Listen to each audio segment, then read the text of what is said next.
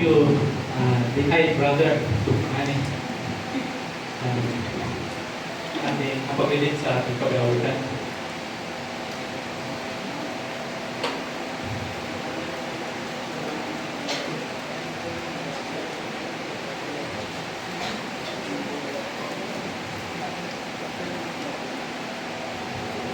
Happy birthday po mga kapatid.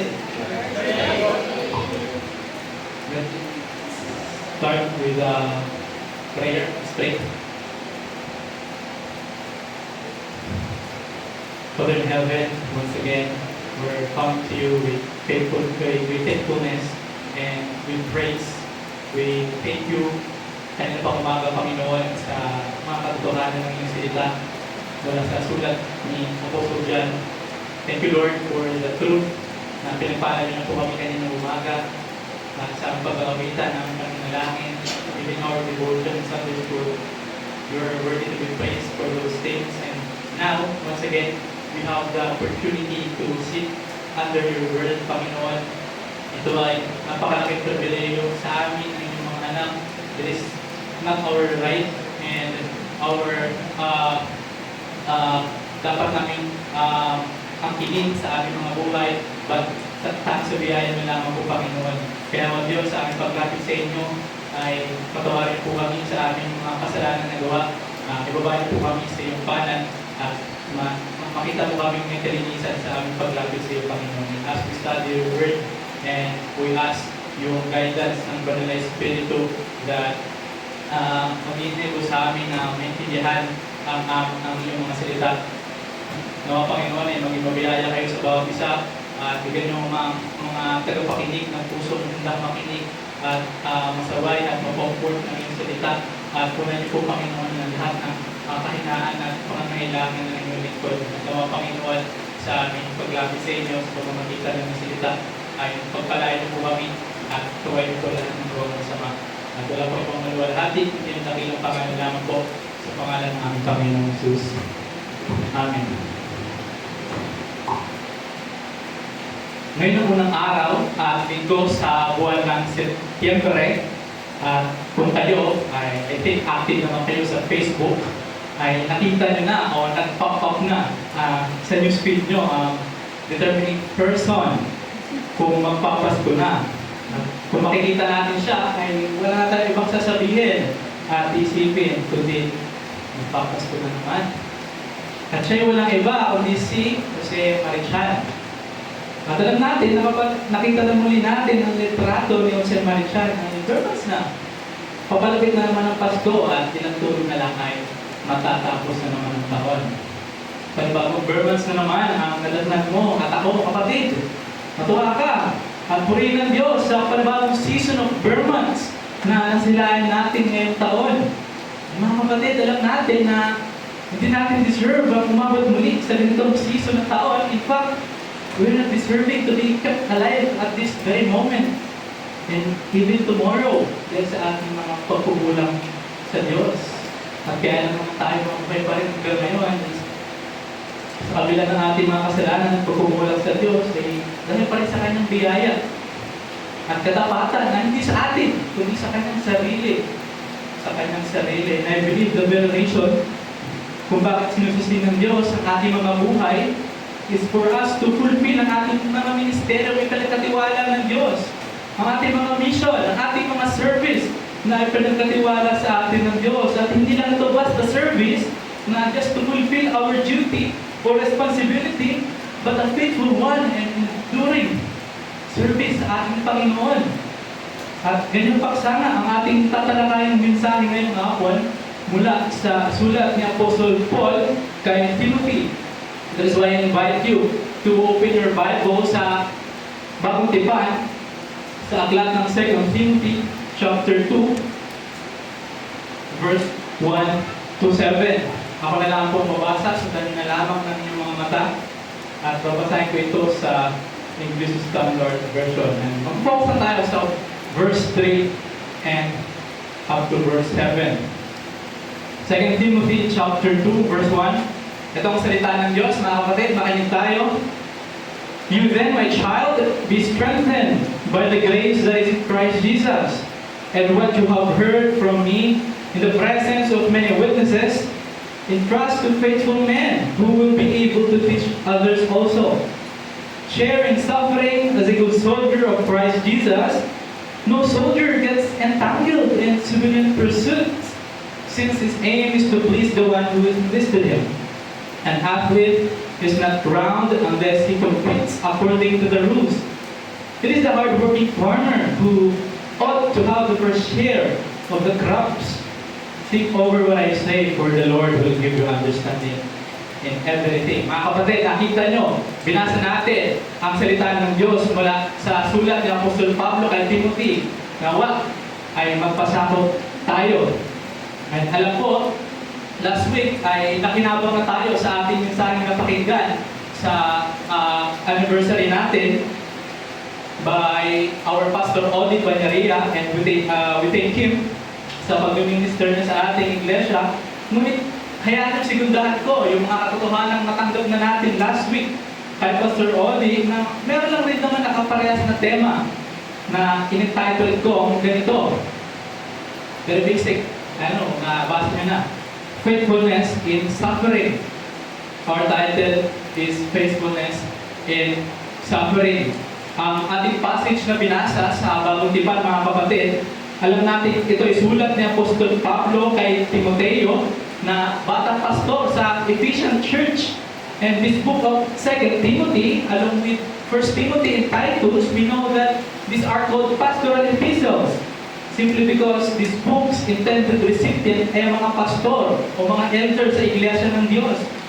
But here in 2 Timothy, compared sa 1 Timothy and Titus na pastoral epistle din naman, na solely focus lang sa kung ano ba dapat yung itsura ng iglesia ng Diyos, kung ano yung mukha at order sa loob ng iglesia ng Diyos. Here in chapter 2, makikita natin na this letter intended is para rin sa iglesia ng Diyos as a whole. Still here we can see na meron itong personal touch mula kay Apostol Pablo para kay Timoteo. Kung babasahin ang book na ito, makikita niyo kung paano, gaano ka-intimate si Apostol Paul kay Timothy, kung paano niya pinipipray si Timothy. It is constant, it is day and night. Also, Apostle Paul mentioned yung memories na kay Timothy. Apostle Paul knows yung family background ni Timothy from his grandmother Lois, so 3 henerasyon yung alam ni Apostle Pablo na sa lahi kay Timoteo. And how Apostle Paul addressed Timothy as his own dear child, bilang kanyang sariling anak. And lastly, how Apostle Paul wants to see Timothy again, kung paano niya gusto makita si Timothy again before he depart, not from any city, but depart sa mundo ito. So dito makikita natin ang pagiging personal ng letter na ito ni Apostle Paul kay Timothy. Doon may mga instruction pa din dito si Apostle Pablo, but kung titingnan nyo, yung mga instruction dito ni Apostle Paul, nauuwi pa rin para kay Timoteo. Because ang konteksto again ng ni Apostle Paul, nung sinusulat niya ito, ay siya ay nasa kulungan sa Rome. He is in the Mamertine prison sa Roma.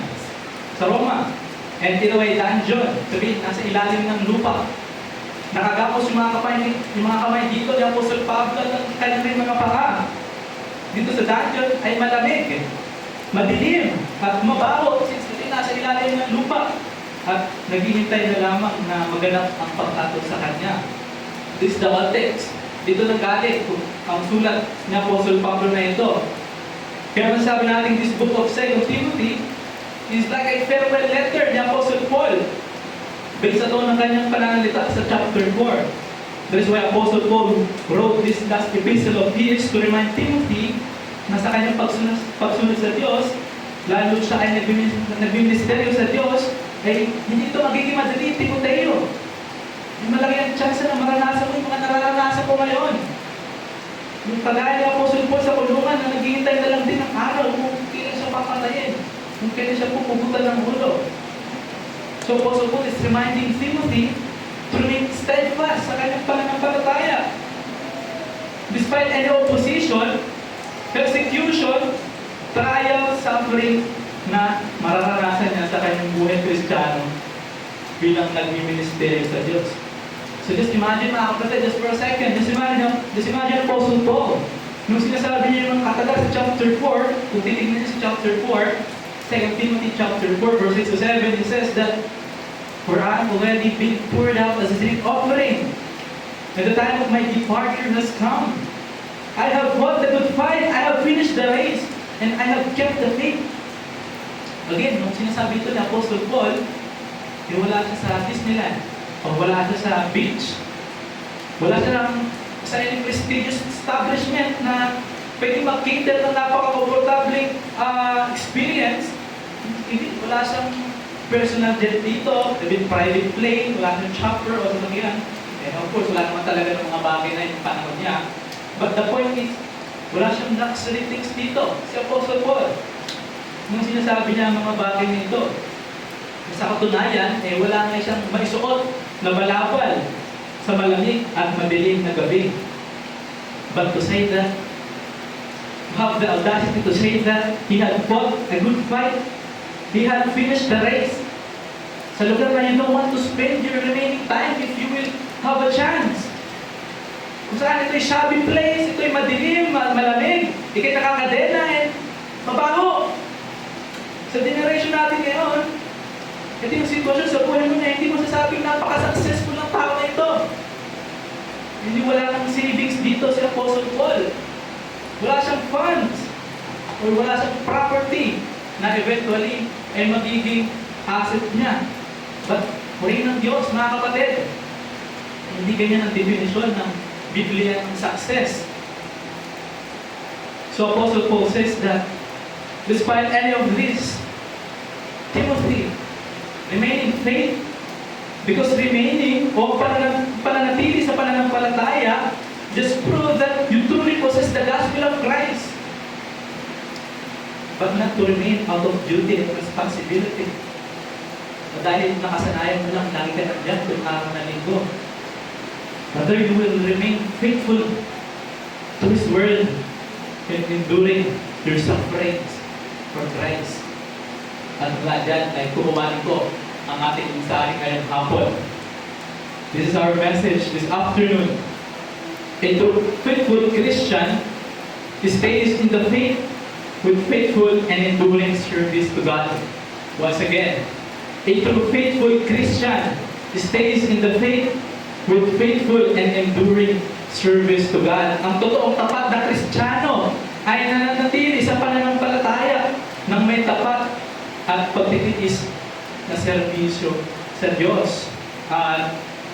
Sa chapter 2 na ito ng 2 Timothy, originally it is a preaching with, I hope, chapter 2 ng Timothy. But, nakapag-draw ako ng tatlong point where I want to emphasize, but sa unang point ay napahaba na dahil sa yaman ng salita ng Diyos. So we will just focus on the first point natin ngayong umaga, ngayong hapon. And this is our only point this afternoon. Ang mukha ng tapat na paglilingkod sa Diyos. That is what I want to emphasize sa ating tekstong binasa. Kung ano yung mukha ng tapat na paglilingkod sa Diyos. Ano yung itsura? Paano man nagsasabi na ikaw ay tapat na naglilingkod sa iyo? Ito ang batayan. Mula dito sa verse 3 to 6 na ating binasa. Here in verse 3 to 6, nakita natin na nag-draw si Apostle Paul na tatlong metaphor to give a practical and better illumination kung ano yung mukha ng tapat na naglilingkod sa Diyos o tapat na paglilingkod sa Diyos. O para mas maintindihan natin kung ano yung pinanggagalingan dito ni Apostle Paul sa chapter 2, bakit parang napaka-practical dito ni Paul patungkol sa paglilingkod sa Diyos ng may katapatan. Kasi kung titignan nyo, kung babalikan yung chapter 1, there we will see Paul in verse 15. Iniwan siya ng mga taga-Asia. And he even mentioned the name of Phigelo and Hermogenes. Sila yung mga halimbawa ng mga unfaithful Christian because they leave Apostle Paul sa kulungan. But on the other hand, vice versa, Apostle Paul also mentioned the name of Onesiphorus after he mentioned the name of Phigelo and Hermogenes. So, Onesiphorus, siya naman yung ginawang halimbawa ni Apostle Paul ng faithful Christian. Because pinapalakas niya si Apostle Paul kahit na siya ay nasa kulungan at hindi niya ikinahiya. In fact, Apostle Paul gives emphasis that Onesiphorus eagerly searched. Hinanap niya si Apostle Paul na may pagtsatsaga sa Rome just to be of help, na maging katulong ni Apostle Paul habang siya ay nakakulong. And walang more specific na sinabi dito si Apostle Paul kung bakit siya iniwan ng lahat ng mga taga-Asya. Sinabi na lang na ikinahiya siya. Ikinaya nila si Apostle Paul dahil siya ay nakakulong. Marahil yung dahilan kung bakit nila iniwan si Apostle Paul is to tumakas din sa persecution na pwede na lang maranasan. Because remember, Apostle Paul, kaya siya nakakulong, is because of the gospel of Christ. And it shows unfaithfulness sa unprofessing Christian to deny yung calling mo, natakbuhan ng yung persecution just because you are a Christian. Because you simply deny your calling. But I believe, kung bakit nila iniwan si Apostle Paul, ay dahil hindi nila ginawa yung mga sinabi dito ni Apostle Paul sa chapter 2 na ating tutunghayan mensahe ngayong hapon na ito. In chapter 2, this chapter basically gives kung ano yung itsura ng isang tapat na Kristiyano. He even wrote 3 metaphors to give emphasis to ano ang tapat na Kristiyano. Kaya na in verse 3, he now gives the first metaphor of a soldier o isang sundalo, isang kawal. Verse 3 to 4, kung makikita niyo, basahin natin. Sabi niya, share in suffering as a good soldier of Christ Jesus. No soldier gets entangled in civilian pursuits since his aim is to please the one who enlisted him. Dito, tayo mga Kristiyano ay inahilutulad ni Apostle Paul sa isang sundalo. Again, isinulat ito ni Apostle Paul while he is in prison. And in fact, he is in prison, hindi lang isang beses. So, we can assume na si Apostle Pablo ay merong tamang pagkaunawa kung ano ang isang mabuting kawal o sundalo. And here, ang isang mabuting sundalo daw, sabi ni Apostle Paul, is not entangled in any civilian pursuits. The word entangled dito sa Greek is empleko, which means to be involved.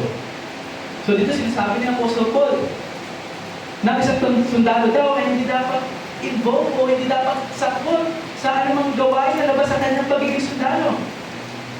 Nakakita na ba kayo ng isang sundalo na may hawak na baril pero nagpa-part-time bilang delivery rider? Wala kang makikita ganon. Because that would be unfaithful sa kanyang servisyo, sa kanyang commitment na to serve and to protect. And there is no difference, sabi ni Apostle Paul, kung isa kang Kristiyano, tayo dapat ay maging tapat din sa atin ng panawagan bilang mga Kristiyano. We're not to be entangled to any civilian pursuits o any worldly pursuits ng mundong ito, sabi ni Apostle Paul. But of course, hindi naman ito dinidinay na huwag na tayo magtrabaho. Ganun ba? Hindi pala entangled, worldly yung trabaho ko. That is why I will not work anymore. No! Hindi yan gusto i-prove dito ni Apostle Paul dahil iba naman ito sa pagiging Kristiyano. No! Mga kapatid, just like in military system where there are many fields of being a soldier, pwede ka sa medical field or anything that is pertaining sa pagiging sundalo, ganoon din sa ating mga Kristiyano. We also as Christian, though our charisma may vary, still we can be faithful and stay focused sa ating calling. Yung panawagan bilang mga Kristiyano.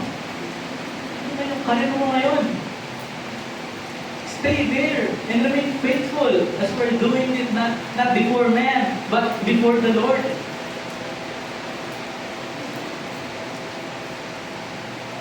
And he also says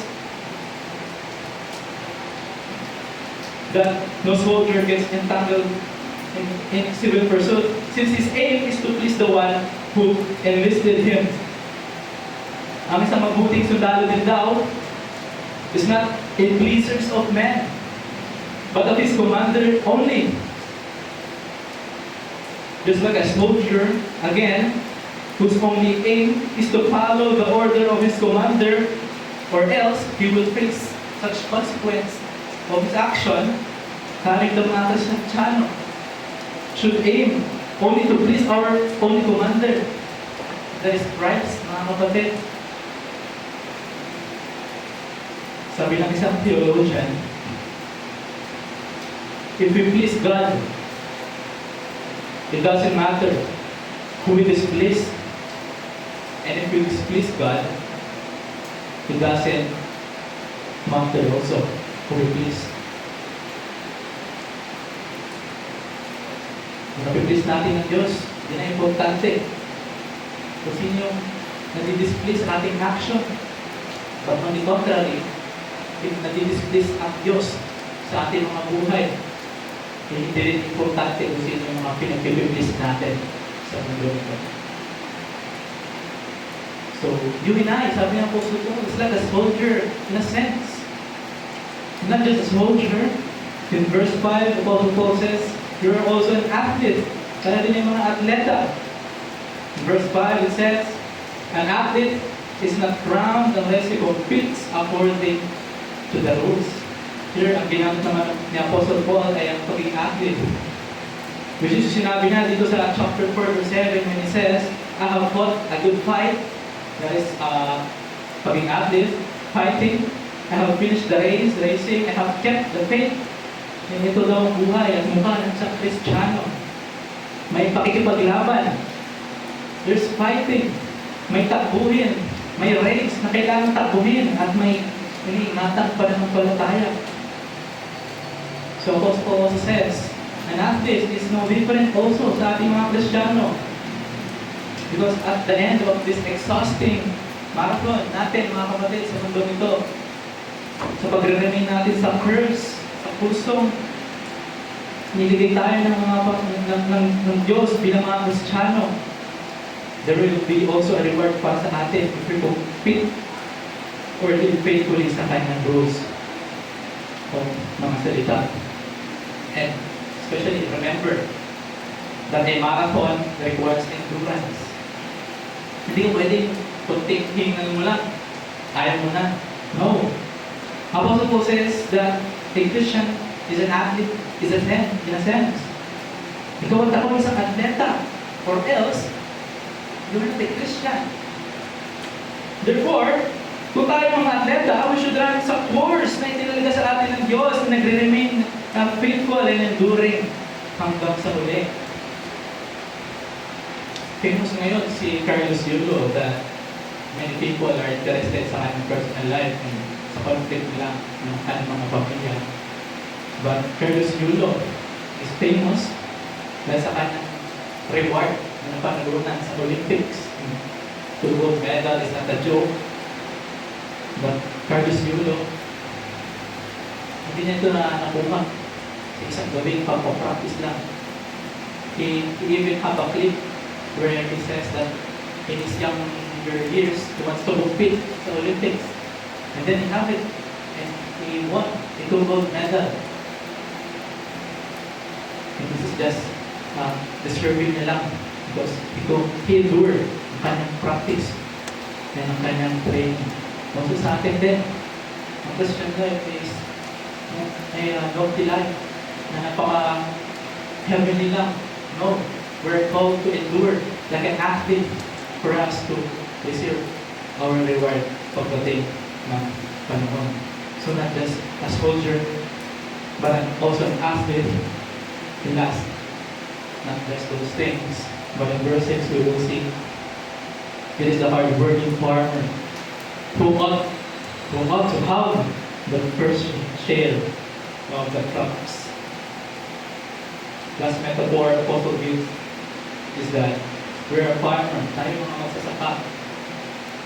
And he gives emphasis sa isang farmer bilang may hard-working character o masipag. Tayo mga Pilipino, we know so much kung gaano mahalaga ang magsasaka dahil mahalaga sa atin ang bigas. Alam natin kung gaano kalaki sa sakripisyo na binibigay ng mga magsasaka just to grow a rice. They need to plow, they need to plant, they need to maintain, they need to harvest and to process yung palay para maging bigas. So napakalaking sakripisyo, napakalaking trabaho ginagawa nila. Kaya nalulungkot tayo pag nalalaman natin kaunti lang yung nagiging pakinabang nila sa pinaghirapan nilang pagsasaka. Because we believe that they deserve more dahil sila yung nag-toil magtanim sa arawan. Kaya malungkot tayo kapag konti lang yung kinikita ng magsasaka. Hindi dahil skilled worker sila na mas deserving sila. But because yung work na binibigay nila hindi nagmamatch sa profit na natatanong nila. Because yung pinagkumpara na pagtatrabaho ay yung mga nasa opisina. Tapos sila nagtanim sa arawan na yung konti lang yung mapapakinabang. This is unfair. So a farmer is known sa kanyang pagiging hardworking. Hindi lang magsasalita itong dahon na ito, yung mga pananim, kung ano yung pangangailangan nila. So kailangan nila lagi, babantayan mo yan. Kailangan mo ng, hindi ka pwedeng tamad, they need a constant observation or else mamamatay yung pananim mo. So our farmer is known sa kanyang pagiging hardworking. So Apostle Paul says, tayo din, mga kapatid, paano magsasaka? A Christian is like a farmer also in a sense that he is also should be a hardworking person. Hardworking lalo sa pag-aaral ng salita ng Diyos. Kung paano ang mga magsasaka ay kinukultivate nila by any means possible, fertilized or anything na mag-grow yung crops nila sa desired form nito. Tayo rin mga kapatid, should cultivate yung mga bagay sa ating Christian life na kailangan ng paglago. Maybe it is our attitudes that na kailangan lumago, our knowledge to God, our wisdom. Tayo rin ay hinahamon na dapat na namumuhay na kinukultivate ang mga bagay na ito. Sabi ng isang commentary, if you are putting forth little effort in your Christian walk, you should expect little results. Because it has not been your priority in the first place. So, priority po ba natin na lumago sa ating mga buhay Kristiyano? Alam mo ba sinabi ito ni Apostle Paul kay Timothy na dapat maging masipag si Timothy as a farmer? Doon sa next passage, makikita nila that Apostle Paul urged Timothy to handle the word rightly. And you cannot do that unless you labor sa salita ng Diyos.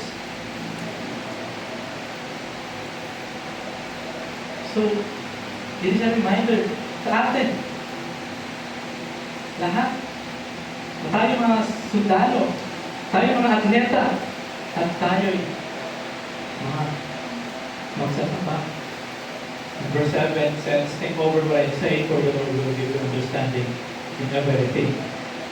Mga kapatid, yung mga metaphors na sinabi dito ni Apostle Paul, he gives three metaphors, and it all entails what? It all entails endurance, pagtitiis. Hindi ka magiging sundalo kung sa academy mo pa lang, wala ka ng pagtitiis, ang arte mo na, ayaw mo mapakalbo, ayaw mo gumapang sa putik. Hindi ka makakwalified as an athlete kung hindi ka naman nag-endure mag-training. Hindi ka makakapagpapatuloy ng bagay kung hindi ka masipag, kung hindi ka magtitiis sa init ng araw. Makapatuloy yung pananim mo. So, endurance, pagtitiis. So, hamon sa atin ngayong hapon. Have you ever thought yourself like this, that you are a soldier, you are a farmer, and you are an athlete? Alam ba natin na ang pagiging Kristiyano ay walang pinagkaiba sa pagiging sundalo and athlete at farmer in a spiritual sense. This multi-vocational na sinabi niya ang Apostle Paul ay tayo daw in a spiritual sense. Have you ever thought na ito ka? Yung mga bagay na ito, yung mga imaheng dinuro ni Apostle Pablo, or you're still after the prestigiousness ng buhay na ito? This is according to endure. If not, consider yourself now as one of these images na pinigay ng Apostle Paul. Si Apostle Pablo ay nagbigay ng tatlong metaphor na magboboil down lang sa word na endurance. To give emphasis that Christianity is not a life of prosperity, but a life of endurance. Keep that in your mind, mga kapatid. Christianity is not a life of prosperity, but a life of endurance, pagtitiis. That's the point that you want to impart kay Timothy. Kung sasabihin ito ni Apostle Pablo kay Timoteo, ay ganito. Timoteo, anak ko, bata ka pa. Marami ko pang mararanasan sa buhay paglilingkod mo sa Panginoon. Pero huwag kang panghihinaan ng loob, anak ko. Kasama yan. Tandaan mo, para tayo mga sundalo, where there will be a constant warfare, still sa kabila ng ating paghihirap, pilitin mo maging tapat at maging matiisin na nakapokus pa rin dapat sa ating panawagan. At ginagawa lang natin yung mga bagay na nakalulunod sa ating Diyos. Para din tayo mga atleta, kung saan may tabuhin tayo, kailangan tapusin habang tayo nabubuhay. Kaya huwag kang lalayo sa tabuhin yun at maging tapat ka at magtiis ka, ganun din. At last, para tayo mga magsasaka, kailangan natin maging masipag dahil realidad sa mundong ito, paghihirap, ngayon pa lang ay pinangungunahan na kita. Sa katunayan, Timoteo, naka-schedule na akong ipapatay at pupunta ng ulo ni Nero, but nevertheless, Timoteo, I have fought a good fight, I have finished the race, I have kept the faith, henceforth, there is laid up for me a crown of righteousness, which the Lord, the righteous judge, will award to me on that day. And not only to me, but also to all who have loved His appearing. And of course, hindi ang words ng Apostle Paul at it's just me picturing Apostle Paul giving fatherly words to Timoteo before his departure. Nararamdaman na natin kung gaano pabigat ang sinasabi dito ng Apostle Paul. Nag-iwan siya ng napakalaking wisdom kay Timothy because he will depart soon sa buhay na ito. Tumakamon sa atin, live a life of endurance. Don't just quit. Live a life of endurance. Don't just quit. Remember Christ in Hebrews chapter 12, verse 1 to 2. It says, therefore, we are surrounded by so a great cloud of witness. Let us also lay aside every weight and sin which clings so closely. And let us run with endurance the race that is set before us, looking to Jesus, the founder and perfecter of our faith, who for the joy that was set before him endured the cross, despising the shame, and sitting at the right hand of the throne of God.